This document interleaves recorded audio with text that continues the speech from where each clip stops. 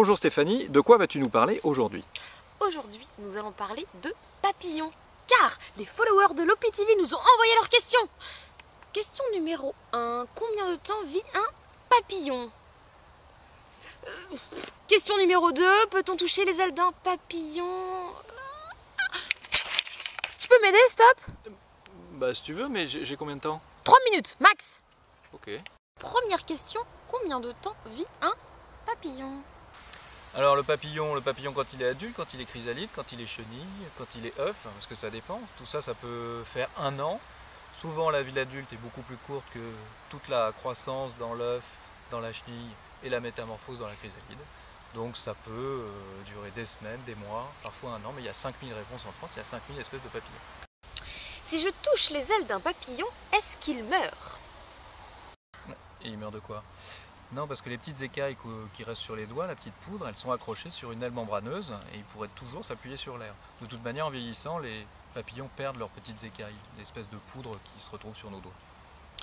Avec autant de pattes, les chenilles, c'est toujours des insectes ou pas?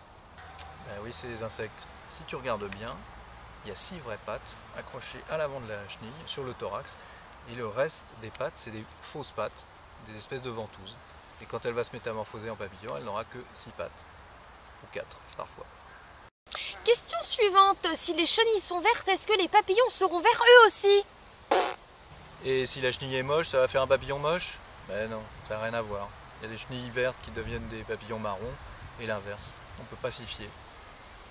Quelle est la différence entre une nymphe et un cocon? À toi François. Alors le mot nymphe, il concerne tous les insectes dont les larves ne ressemblent pas aux adultes et doivent se métamorphoser. Un asticot de mouche va devenir une nymphe et dans la nymphe, il va se métamorphoser en mouche. La chenille du papillon, sa nymphe s'appelle une chrysalide et elle va se métamorphoser en papillon après. Et certaines chenilles entourent leur chrysalide avant avec un cocon de soie, mais ils sont rares. Quelle est la différence entre les papillons de jour et les papillons de nuit?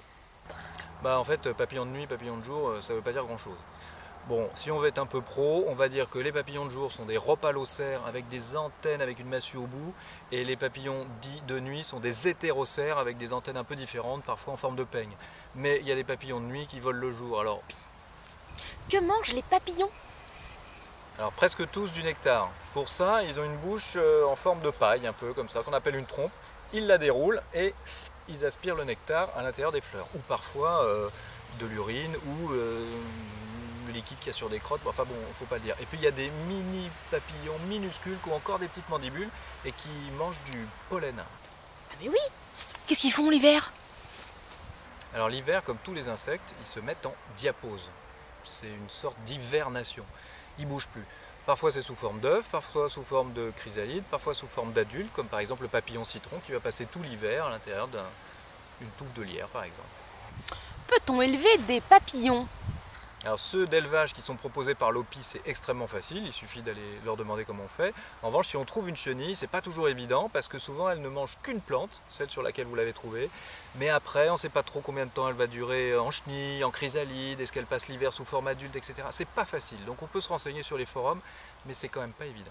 Dernière question, comment avoir des papillons dans son jardin? Pour avoir des adultes, il faut du nectar, plein de fleurs, diversifiées et sauvages de préférence. Et puis pour les chenilles, eh bien, il leur faut des feuilles, des tiges, des fleurs sauvages, parce qu'elles vont passer du temps, parfois des semaines, parfois des mois. Et donc on ne peut pas tondre tout systématiquement, sinon on les tue. Donc on laisse un peu tranquille. L'idéal, si on est un peu maniaque, on laisse juste un coin du jardin complètement sauvage, 10%, 20%, dans lequel on ne fait rien. Et ben voilà, il n'y a plus de questions. Rendez-vous au prochain 3 minutes chrono. Ciao! Alors ça y est, c'est bon, 3 minutes?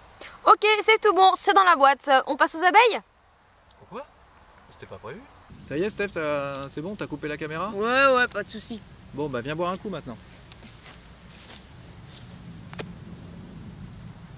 Oh non, la mienne elle est bouchée. Bah, j'ai l'impression que la mienne aussi.